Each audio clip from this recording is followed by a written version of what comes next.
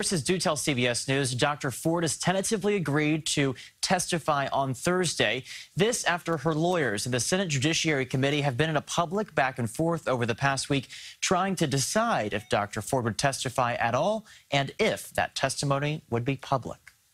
Judge Brett Kavanaugh seen wearing a red baseball cap with U.S. Marshals accompanying the Supreme Court nominee Saturday from his Maryland home. Not long after, his accuser's attorneys notified the Senate Judiciary Committee that Dr. Ford has, quote, accepted its request to provide firsthand knowledge of Brett Kavanaugh's sexual misconduct.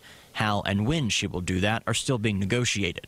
The President and I are confident that Senate Republicans will manage this confirmation properly with the utmost respect for all concerned. Earlier, Vice President Mike Pence addressed the matter at a summit in Washington, D.C. Ford claims that when they were both in high school, a drunken Kavanaugh put his hand over her mouth at a party and groped her. Kavanaugh denies the claim.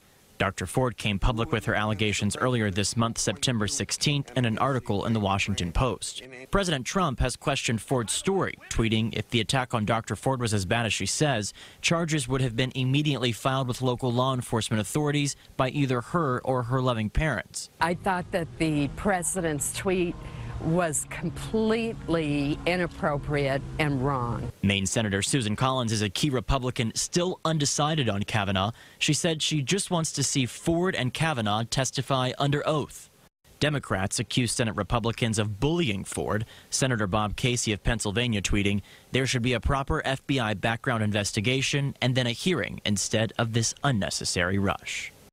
Republicans are trying to get the Supreme Court nominee Kavanaugh confirmed before the court's session begins its new session in October.